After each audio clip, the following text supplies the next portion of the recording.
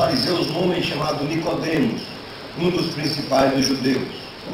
Este de noite foi ter com Jesus e lhe disse: Rabi, sabemos que és mestre vindo da parte de Deus, porque ninguém pode fazer estes sinais que tu fazes se Deus não estiver com ele. A isto respondeu Jesus: em verdade te digo, que se alguém não nascer de novo, não pode ver o reino de Deus. Perguntou-lhe Nicodemos: como pode um homem nascer sendo velho? Pode porventura voltar ao ventre materno e nascer segunda vez? Respondeu Jesus: em verdade te digo, quem não nascer da água e do Espírito não pode entrar no reino de Deus. O que é nascido da carne é carne, e o que é nascido do Espírito é Espírito. Não te admires de eu te dizer: importa-me você de novo. O vento sopra onde quer, ouves a sua voz, mas não sabes de onde vem, nem para onde vai.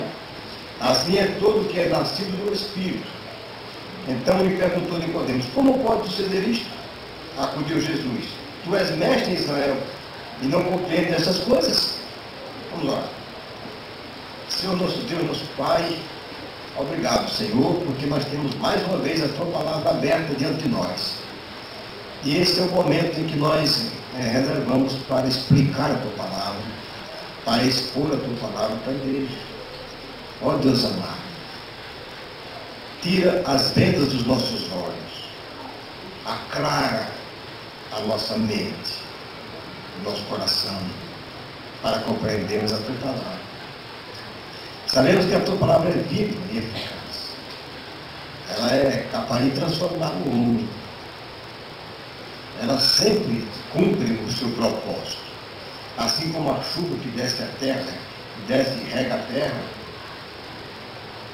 a tua palavra faz a mesma coisa. Ela sempre cumpre o seu propósito. Ou ela nos salva, ou ela nos julga. Faz com que, Senhor, nesta noite, a tua palavra possa ser explicada de maneira que ela venha ou nos salvar ou nos julgar. Faz isso, Senhor. Eu te peço, em nome de Jesus. Amém. Certamente, nós vamos voltar a pregar em Mateus. Mas como, para não quebrar de novo a sequência, já que no próximo domingo não haverá reunião aqui, e no outro domingo provavelmente nós não estaremos aqui, pelo menos Marival deu, porque estaremos numa reunião no presbitério. Então eu não quis começar Mateus e parar no meio. Então eu achei por bem falar desse assunto que eu acho que é importante para a nossa vida. Certamente os irmãos já ouviram alguma pregação sobre o novo nascimento. Essa história de Nicodemos é conhecida de todo mundo, não é verdade? Toda igreja, muita gente que quer pregar, prega aqui. Mas muitas coisas foram ditas com respeito a este texto que também não são exatamente como deveriam ser. E a nossa intenção é explicar esse texto de maneira que ele fique muito claro para nós. Uma coisa, irmãos, nós sabemos, antes de entrarmos no texto, eu queria fazer alguns comentários. Quando Deus criou o mundo, Ele o fez muito bom. Porque Deus é bom. Quando terminou a criação, o texto, sempre que Ele terminava um dia de criação, o texto de Gênesis dizia: Ele viu Deus que era bom. Mas, quando Ele terminou toda a criação e descansou no sétimo dia, o texto de Gênesis diz assim: e viu Deus que era muito bom. Então, tudo aquilo que Deus faz é bom.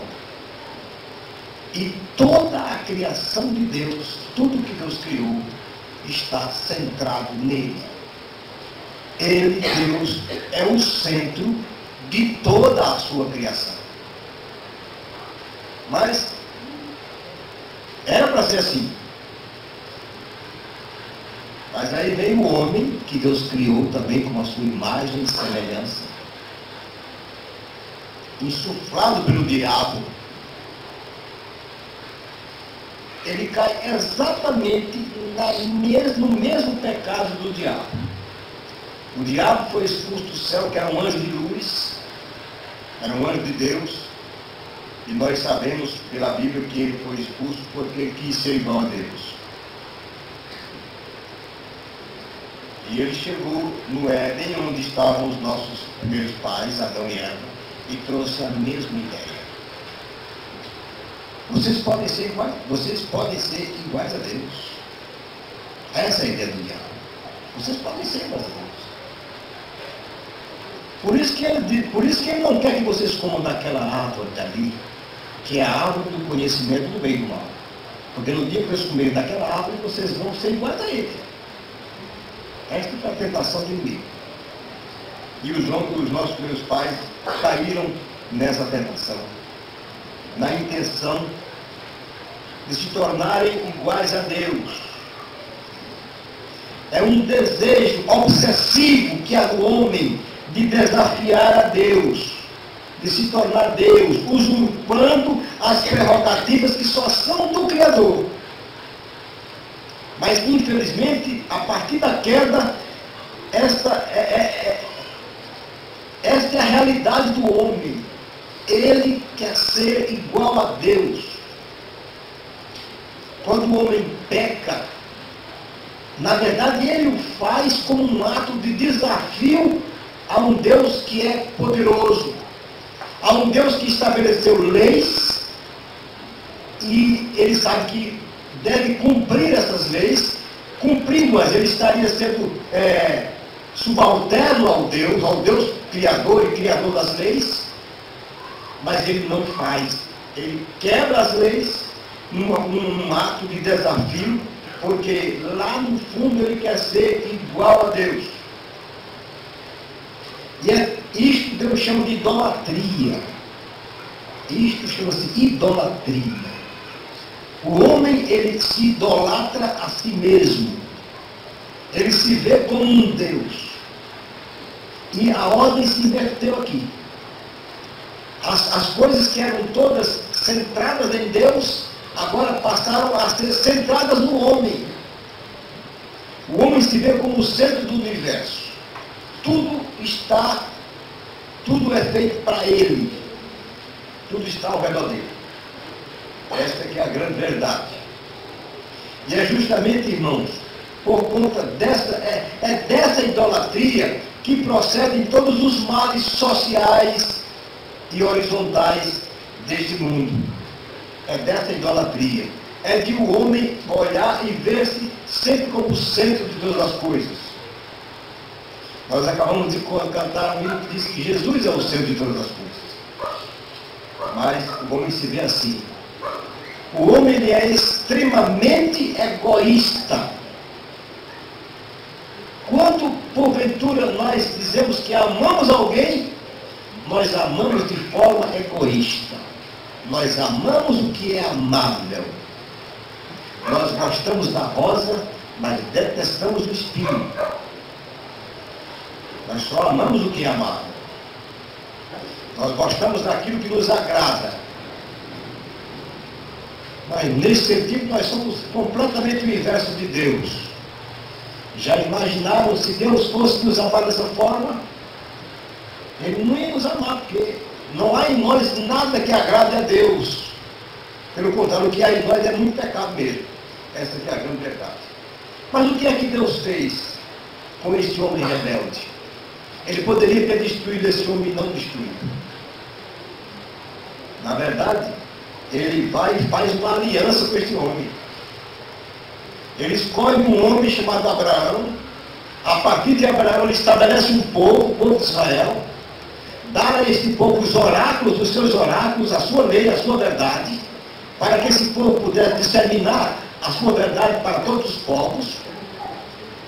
Infelizmente, o povo de Israel não fez isto, mas ele prometeu que daquele povo sairia um redentor.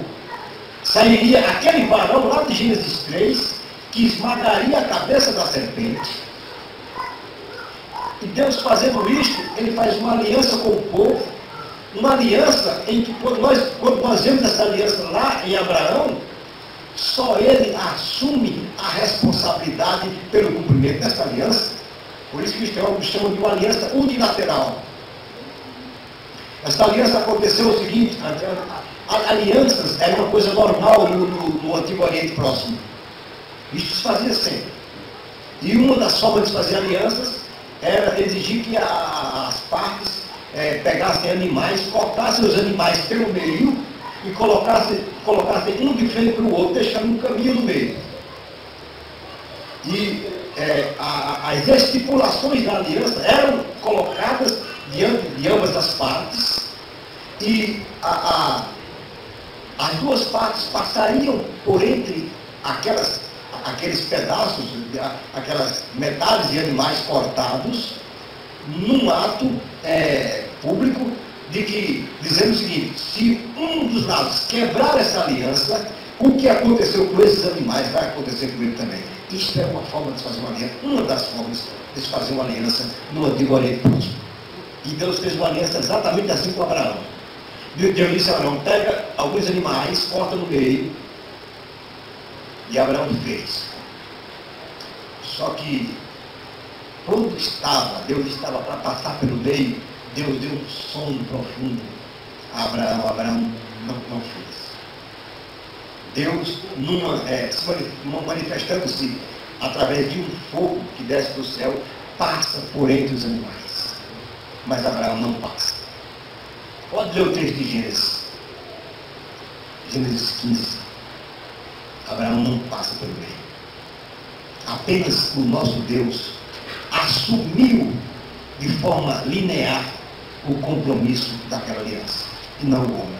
Porque o homem quebrou essa aliança muitas vezes. Mas Deus não. Porque Deus não pode ser contra ele mesmo.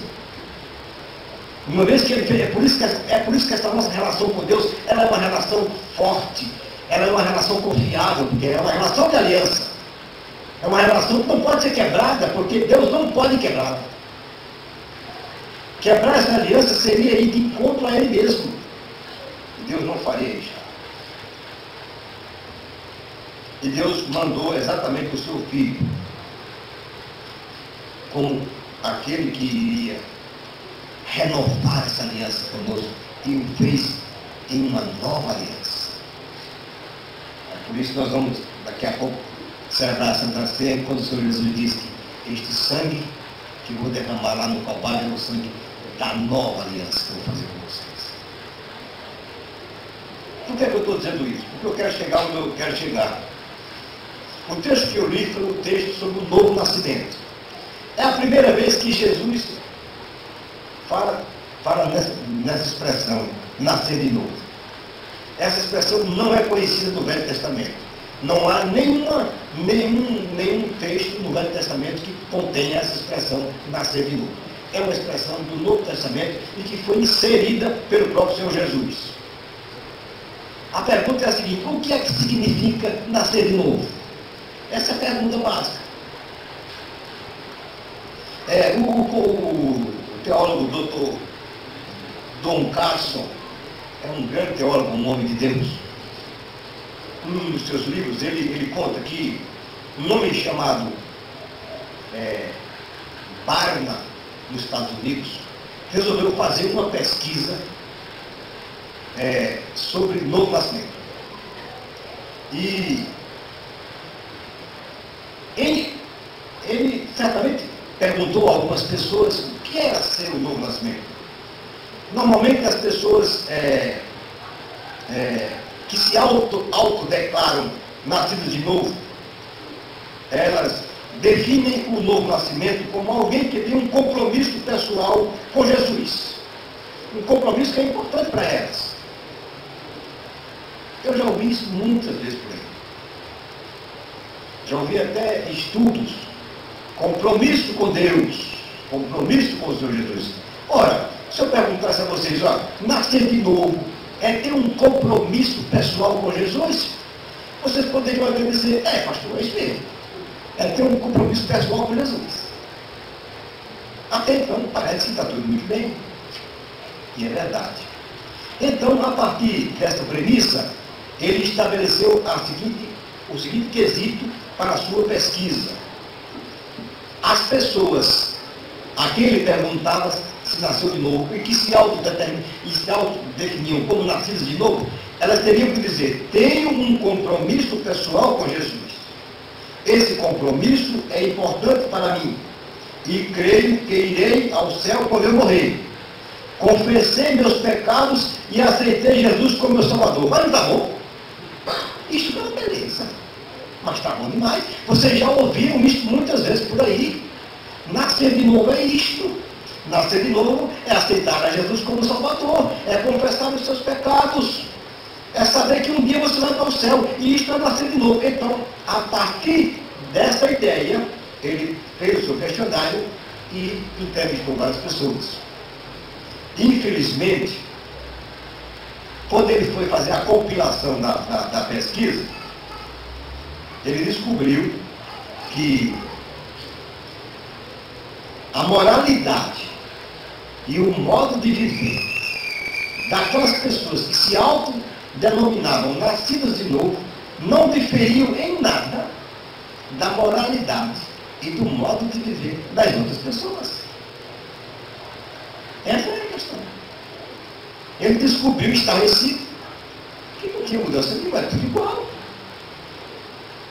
Por exemplo, na sua pesquisa, 26% das pessoas entrevistadas achavam que o sexo antes do casamento era uma coisa normal.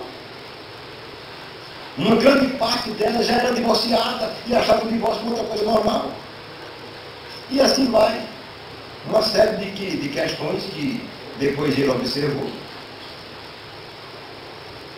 Bem, e aí? Como é que se explica? Aí uma pergunta de novo: o que é o novo nascimento?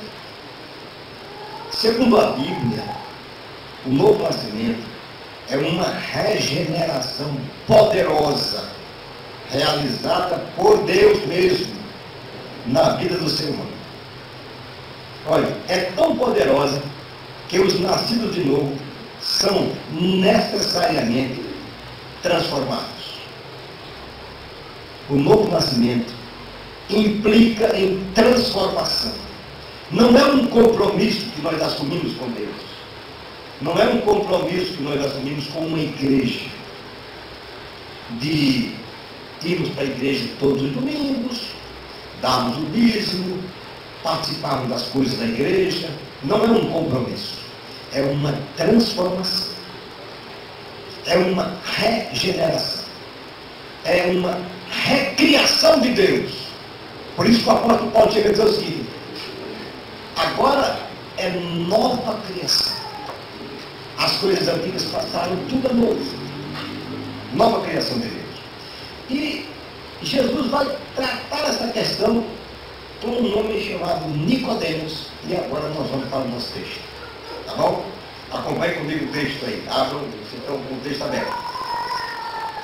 A Bíblia diz aqui que havia um homem entre os fariseus chamado Nicodemos. Veja, Nicodemos era um fariseu. Os fariseus eram uma seita.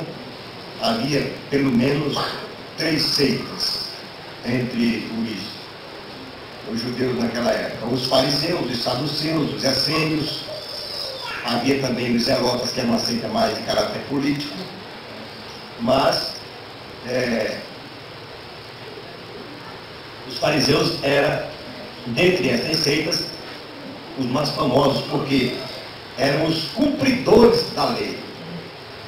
Eles eram aqueles que prezavam em praticar as boas obras, eram muito disciplinados e se diziam cumpridores da lei. Normalmente eles eram escribas, conhecedores do Antigo Testamento, podemos dizer teólogos, eram pessoas estudiosas do Antigo Testamento. Eles eram os religiosos da época. Mas um fariseu era uma pessoa que na sociedade estava no nível mais elevado de estar para a sociedade. Por dois motivos. Primeiro, porque politicamente eles faziam parte do Sinédrio, que era uma espécie de governo judaico dentro do governo romano. Então os fariseus faziam parte do Sinédrio. As decisões políticas de Israel eram tomadas no Sinédrio. e eles faziam parte da elite religiosa de Israel. Nicodemos era essa pessoa. É um homem muito importante. Jesus chega a chamá-lo de mestre. Aqui no versículo 10, Jesus diz que ele era mestre em Israel. Então poderíamos dizer que ele era um teólogo, era alguém que ensinava teologia. Era um mestre em Israel. E o texto nos diz que este de noite foi ter com Jesus. Nós não sabemos por que ele foi de noite. E nem eu vou fazer nenhuma especulação aqui a respeito disso. Eu já vi alguém pregando dizendo que ele foi de noite porque ele tinha vergonha de ir durante o dia. Pode ser que tenha sido, não sei. Mas eu não posso afirmar isto. Mas o João faz questão de registrar que ele foi durante a noite procurar Jesus para conversar com ele. E ele começa a sua conversa da seguinte forma: Rabi, sabemos que és mestre vindo da parte de Deus, porque ninguém pode fazer os sinais que tu fazes se Deus não estiver com ele. É muito interessante esta abordagem. É uma abordagem que aparentemente pode dizer que ele até estava entendendo alguma coisa. Mas quando nós paramos para pensar um pouquinho melhor, nós vemos que há implícito aqui uma certa arrogância da parte de Nicodemos. Um senso de autoimportância. Observem que ele não diz: Rabi, eu sei que tu és. Mas ele diz: sabemos. Alguém poderia dizer assim: sabemos, pastor, não é uma. Ele não está usando esse nós aí de forma retórica, simplesmente, talvez para não dizer eu e querendo dizer nós. A ideia que o texto nos passa, irmãos, é que Nicodemos chegou diante de Jesus, mas a ideia é como se fosse a seguinte: olha, Jesus, nós, os fariseus, temos examinado o que o Senhor está fazendo. Apesar dessa expressão Rabi, que é uma expressão respeitosa, mas parece que ele estava dizendo: nós, quando sabemos que és mestre em Israel, é como se ele estivesse dizendo: olha, nós estamos examinando o que você tem feito por aí, e chegamos à conclusão que você é de Deus, porque ninguém pode fazer as obras que você está fazendo se Deus não estiver com ele. A ideia é mais ou menos por esse caminho, como se implicitamente houvesse uma certa arrogância em tudo isso aí. É como se assim: olha, a gente está sabendo, andamos pesquisando e sabemos. Jesus já devia ter feito muitos milagres, e eles sabiam de tudo isso aí. O mais interessante é que ele não fez nenhuma pergunta, Jesus fez. Aqui o que ele chegou por isso. Ele chegou numa abordagem e diz: Rabi, sabemos que és mestre vindo da parte de Deus, porque ninguém pode fazer os sinais que tu fazes se Deus não estiver com ele. Essa foi a forma como ele abordou Jesus. Aí o versículo 3 diz que Jesus respondeu para Nicodemos, mas ele não perguntou. Ele não perguntou nada. Por que Jesus respondeu? E Jesus responde: em verdade te digo, que se alguém não nascer de novo, não pode ver o reino dos céus. Mas, meus irmãos, onde é que está a conexão? Tem alguma conexão? Ora, ele simplesmente chegou e disse: sabemos que és mestre de Israel. E Jesus disse: se alguém não nascer de novo, não pode ver o reino dos céus? Aparentemente, é por isso que eu digo: se eu entender o texto como ele simplesmente está, não tem conexão. É como se Jesus dissesse: mas é como se eu dissesse: o que Jesus disse? Ele disse uma coisa, eu respondeu outra completamente diferente, não tem nada a ver uma coisa com a outra, mas não tem tudo a ver, meus irmãos. Tem tudo a ver. Pode estar certo que tem tudo a ver. Quando Jesus diz isso a Nicodemos, ele sabe exatamente o que é que ele está dizendo e por que ele está dizendo.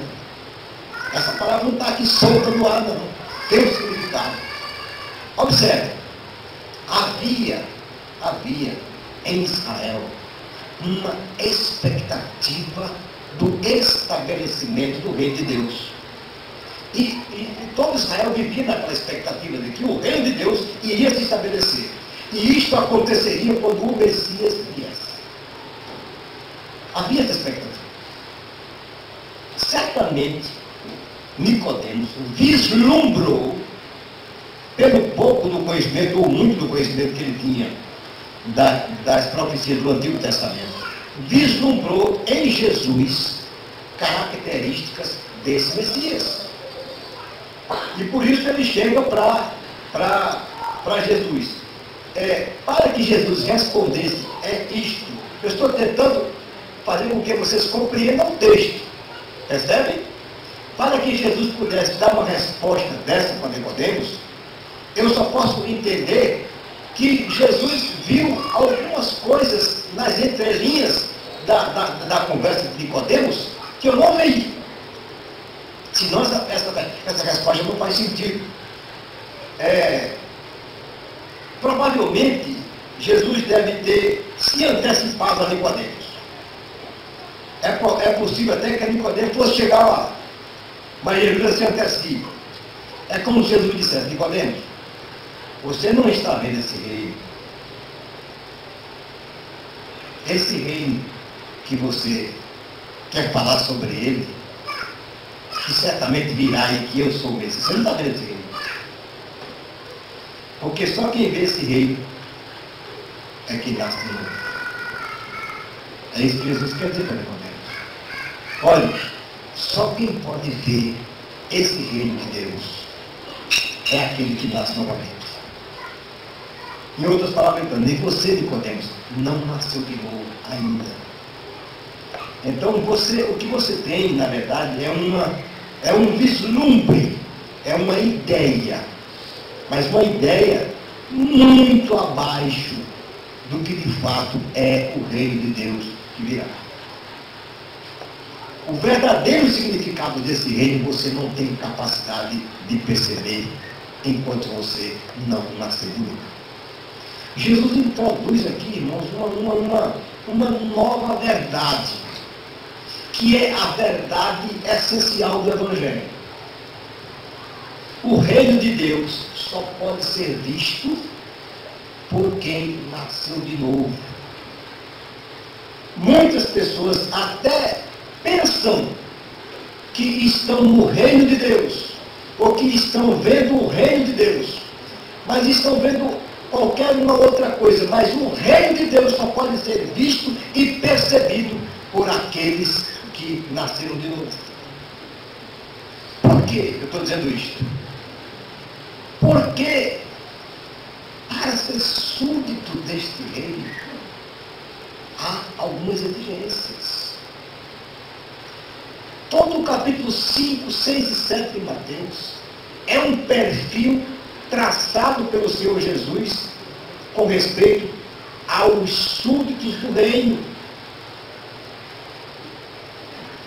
Ser súdito desse reino não é simplesmente dizer assim: eu tenho um compromisso com Jesus, eu estou no reino de Deus, eu sou súdito dele. Não. É preciso que haja uma transformação. Sem essa transformação, isso não tem sentido. Não é verdadeiro. Aí Nicodemos, que entendeu em parte o que Jesus disse, faz a sua pergunta. Agora ele pergunta. Perguntou Nicodemos: como pode um homem nascer sendo velho? Pode porventura voltar ao ventre materno e nascer segunda vez? Ele já era um homem velho, né? Provavelmente deve ter dito: como é que eu vou nascer de novo? Vou voltar? Lá no ventre da minha mãe nasceu novamente? Alguém, vejam, observe, Nicodemos era mestre em Israel. Quando Jesus disse que se alguém não nascer de novo não pode ver o reino dos céus, ou o reino de Deus, que figura de linguagem é essa que Jesus usou em português? Metáfora. Ele usou uma metáfora.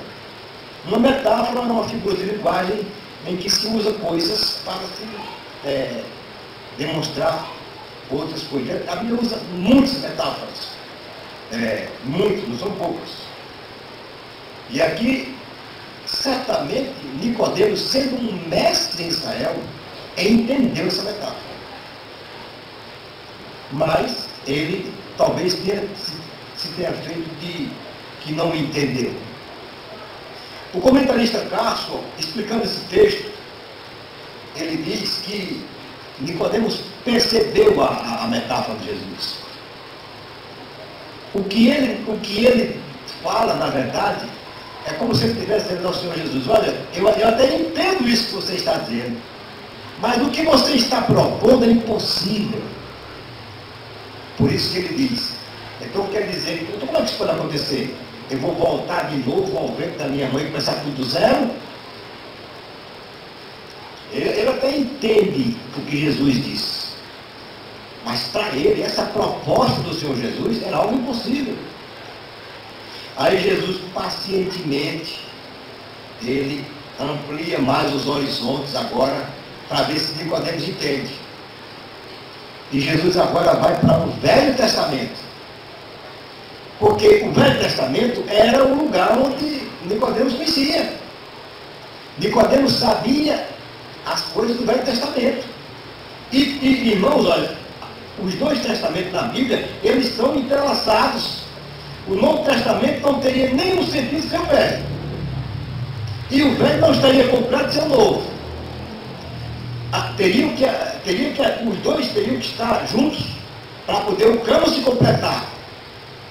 Então, Jesus diz: bem, eu agora vou ter que dizer a Nicodemos o que eu estou dizendo à luz do Velho Testamento. Mas como? Se não, no Velho Testamento não existe em nenhum momento essa expressão nascer de novo. Aí Jesus vai para um texto que eu vou mostrar aqui a pouco para vocês. Mas veja o que Jesus diz. Respondeu Jesus: em verdade te digo, quem não nascer da água e do Espírito não pode entrar no reino de Deus. Quem não nascer da água e do Espírito não pode entrar no reino de Deus. Primeiro Jesus diz a Nicodemos que se alguém não nascer de novo, não pode ver o reino. Ele usa o verbo ver. Porque Nicodemos parecia que ele estava vendo o reino, mas ele não estava. Ele estava tendo uma ideia errada do reino. Agora Jesus amplia a ideia. Diz: olha, quem não nascer da água e do Espírito não pode entrar. Agora não é só simplesmente ver, mas é também entrar. Nicodemos entendia o que é nascer da água e do Espírito. Ele deveria entender. Ele teria que entender, porque Jesus está usando duas figuras que são muito claras no Velho Testamento, que é a água e o Espírito. Vamos abrir as nossas Bíblias lá em Ezequiel, capítulo 36.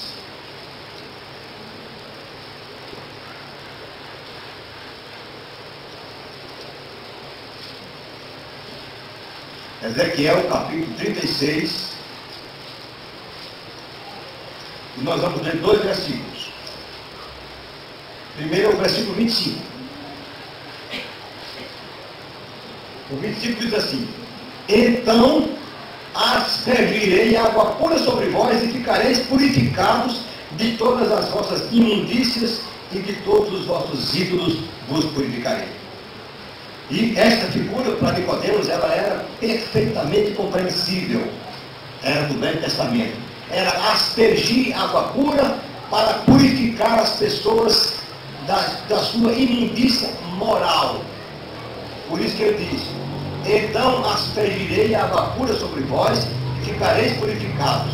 De todas as vossas imundícias e de todos os vossos ídolos vos purificarei. E Jesus está dizendo, em primeira análise, que nascer de novo é uma purificação. Nascer da água é ser purificado de toda a nossa impureza moral. E o segundo é o versículo 27.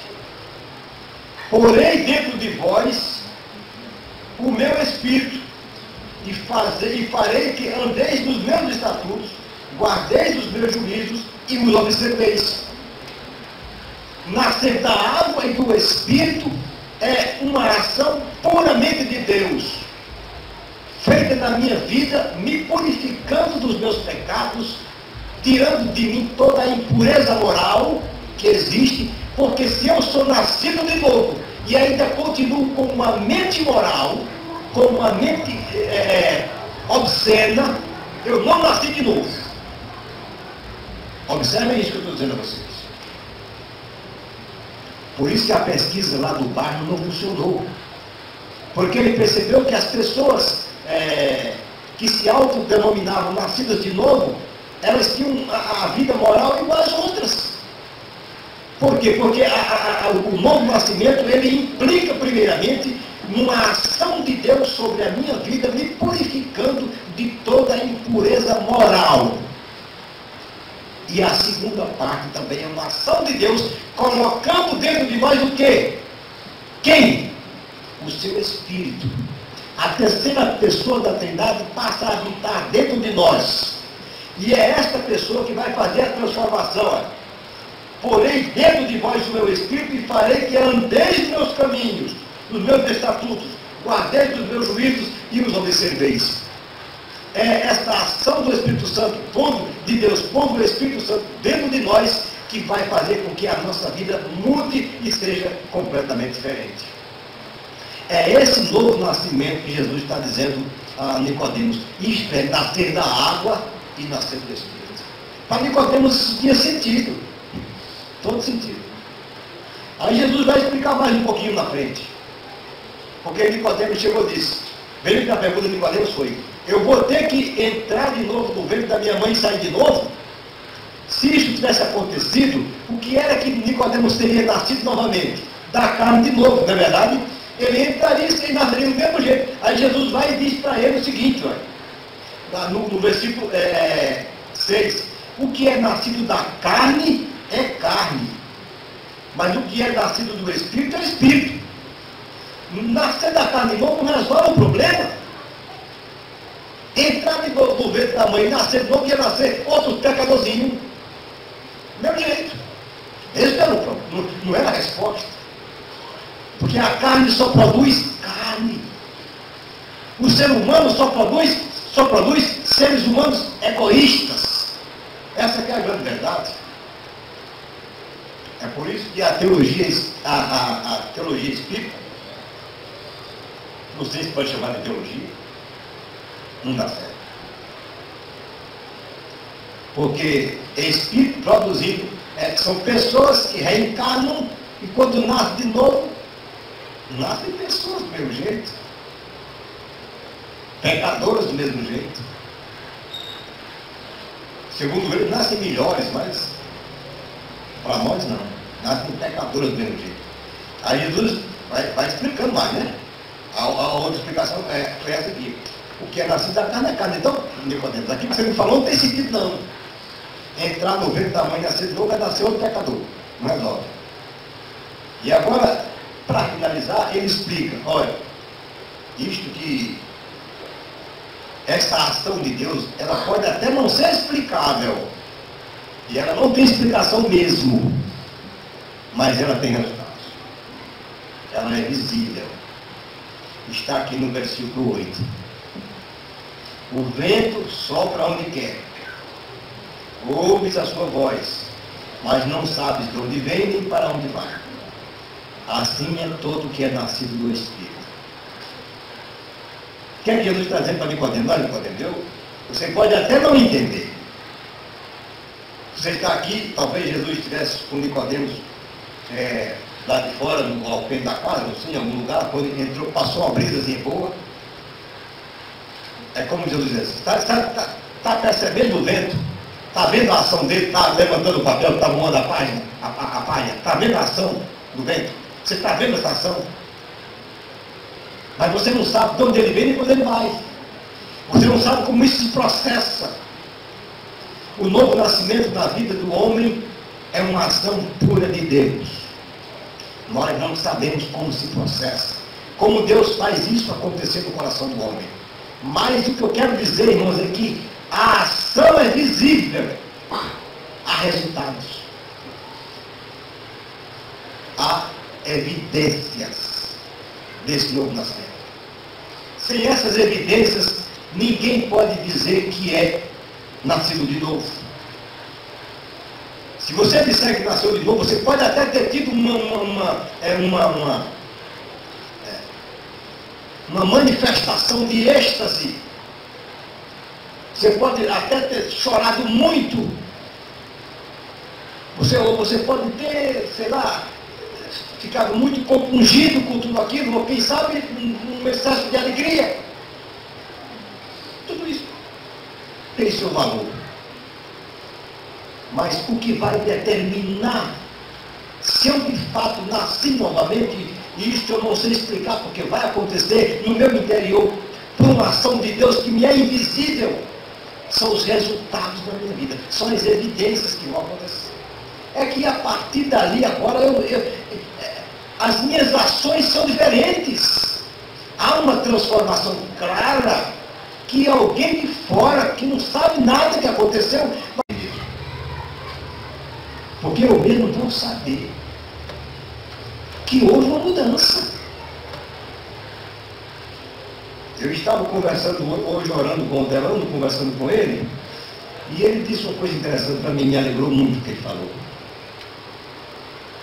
Ele disse: pastor, antigamente eu ia para outras igrejas, mas porque tinha que ir.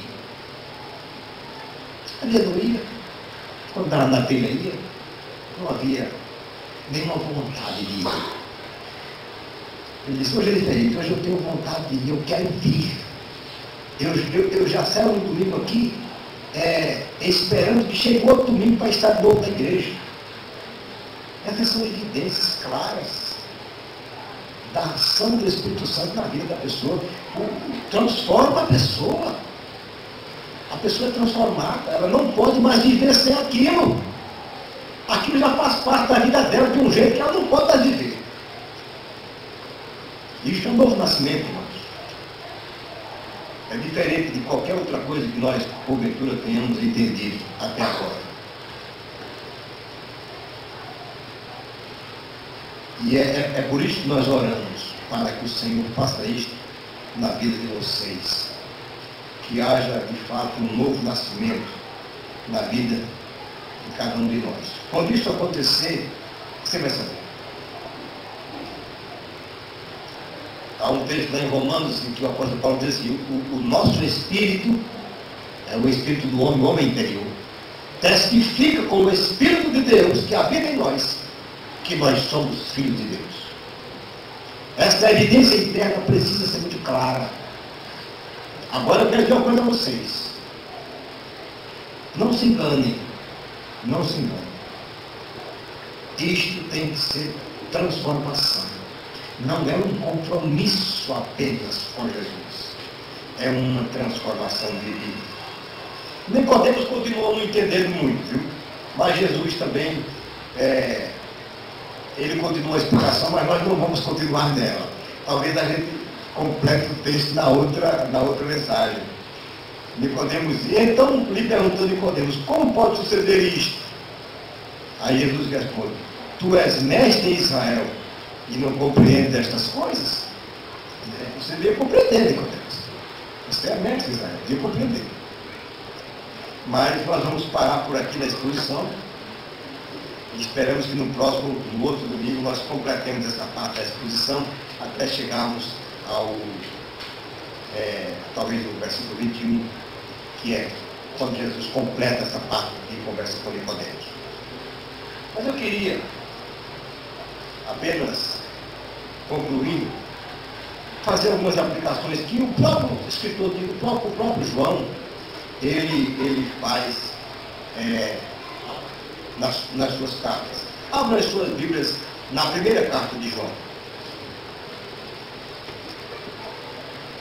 capítulo 2, versículo 29.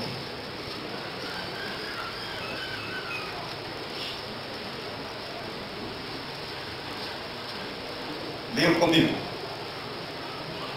Se sabeis que ele é justo, reconhecei também que todo aquele que pratica a justiça é nascido dele.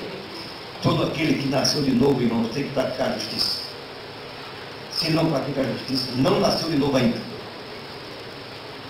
Outro texto, na 1 de João também, capítulo 4, versículo 7. Vamos ler todos juntos? Amados, amemos uns aos outros, porque o amor procede de Deus. E todo aquele que ama é nascido de Deus e conhece a Deus. Então, se você não ama seu irmão, você não nasceu de novo ainda. Estou sendo muito prático com você, prático. Se você não ama seu irmão, você não nasceu de novo ainda. Você vai precisar mudar isso. Vai precisar dizer, Senhor, eu nasci de novo, nasci, então eu tenho que amar meu irmão, tenho que amar. Então, Senhor, muda meu coração, me ajude, dá-me graça, eu tenho que amar meu irmão. Não importa se você gosta dele, se você não gosta dele, se ele fez mal, se fez bem, não interessa. É isso que a Bíblia diz e é nisso que eu creio. Capítulo 5, versículo 4. Leia comigo. Porque todo que é nascido de Deus vence o mundo. E esta é a vitória que vence o mundo, a nossa fé. Se o mundo ainda está em mim, não nasci de novo. Eu tenho que vencer o mundo, porque o que é nascido de Deus vence o mundo. O mundo não pode mais exercer sobre a minha vida fascínio. Não. Pode ser até que às vezes a gente até caia em algumas coisas. Mas ele não pode exercer mais um fascínio sobre mim. Mas eu preciso vencê-lo. Aquele que nasceu de novo vence o mundo. Se você é sempre um perdedor com respeito ao mundo, você não nasceu de novo. E finalmente, capítulo 5, versículo 18, vamos ler todos juntos. Vamos ler o 18 e 19. Sabemos que todo aquele que é nascido de Deus não vive em pecado. Antes, aquele que nasceu de Deus o guarda, e o maligno não lhe toca. Sabemos que somos de Deus e que o mundo inteiro já é do maligno. Aquele que nasceu de Deus não vive em pecado, não vive na prática do pecado. Esse negócio de crente, que quando vai orar diz, Senhor, perdoa as multidões dos meus pecados, isso não está certo. Isso não é coisa de crente. Crente não pode ter multidão de pecados, irmão, de jeito nenhum. O crente, ele não pode viver nessa prática. Se você peca, você cometeu um pecador, Senhor, peguei, Senhor, dá-me graça, eu não pecar novamente amanhã. Não pode ser uma prática. Pecado é na vida do crente um acidente, mas não uma prática. Estas são só algumas evidências que eu dei de forma prática dentro da própria teologia de João, na sua primeira carta, com respeito ao novo nascimento. A minha esperança, irmãos, e a minha oração é que, de fato, cada um de nós possa olhar para si mesmo e dizer, Senhor, eu nasci de novo. Tenho certeza disto. Agora me ajuda, Senhor, dá-me graça para que eu possa mostrar ao mundo e a mim mesmo evidências desse novo nascimento.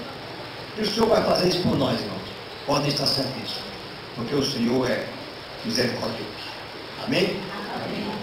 Nós vamos agora celebrar a ceia do Senhor. Eu acho que eu demorei um pouco demais na mensagem hoje.